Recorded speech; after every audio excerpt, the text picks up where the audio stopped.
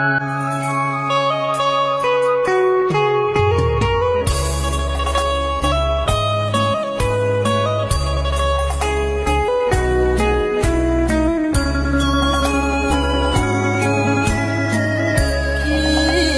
มีสิทธิ์จะคิดไขว่คว้า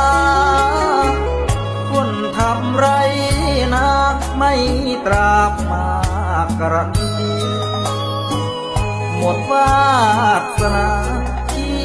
จะพาน้องเข้าพิธีสักฉันก็เพียงเท่านี้คงไม่มีค่าพอหรอกนะเราจะเข้าใจกันและกันพ่อแม่น้องนั้นขันขวางกันกีดกันชาวนาไม่อาจทำใจ